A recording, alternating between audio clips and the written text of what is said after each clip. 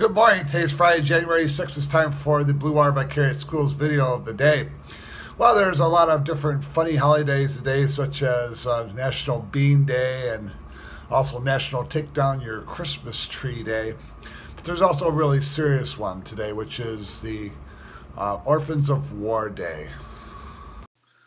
The World Day of War Orphans was initiated by the French organization SOS Enfants en Distresses, and it is to commemorate the definition of an orphan is a child who has no surviving parent to care for him or her, having lost both parents either as a result of death or being abandoned. Today in Afghanistan, there's nearly 30 years of fighting that's been going on, and over 2 million orphan children are there, with over 600,000 sleeping in the street. Over 1 million suffer from post-traumatic stress syndrome, and over 400,000 are maimed by accidents with landmines and other acts of war. A quarter of the children in Afghanistan die before the age of 5.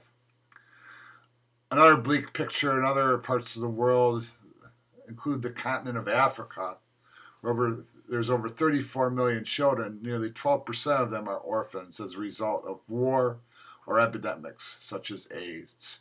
So it's important to remember these children in our prayers that do not have any parents who are suffering from these dire circumstances, as we enjoy our relatively good circumstances here in the U.S. Today, let no unwholesome word proceed from your mouth, but only such a word as is good for your edification according to the need of the moment, so that it will give grace to those who hear. It's very important that only good words come out of our mouths. Such things such as cuss words make us look bad and do not represent what God wants from us. And now we move forward with the world news, today's day in history, and our saint of the day.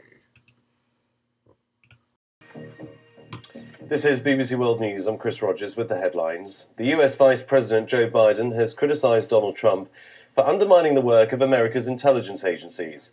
Mr. Biden called him absolutely mindless for casting doubt on intelligence that Russia interfered in the presidential election. Japan has recalled its ambassador to South Korea because of a statue commemorating the so-called comfort women. The statue in Busan was erected last week near the Japanese consulate. Japan called it highly regrettable.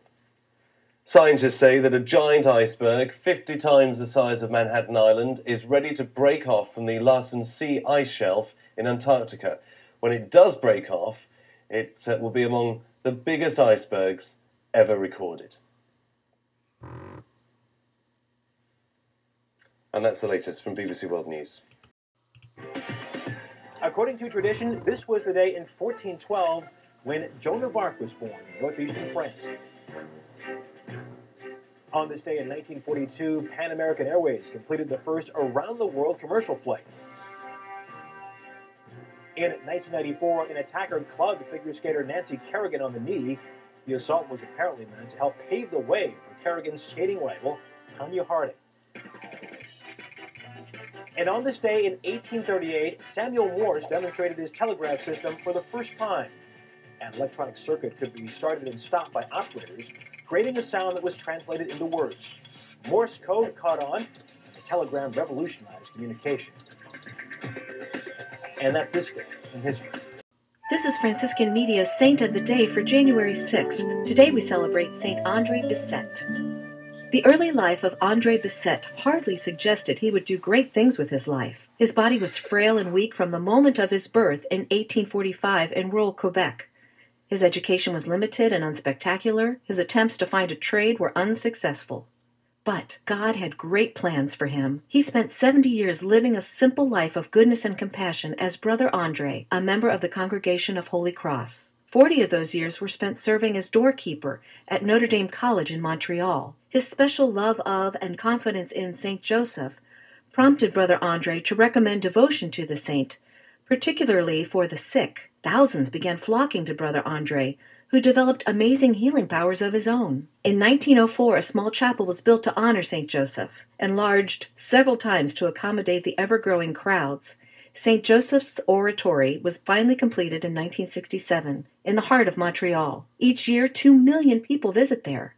When André Bessette died in 1937, an estimated 1 million people filed past his coffin. In 2010, Pope Benedict XVI canonized Brother André as the first male Canadian-born saint.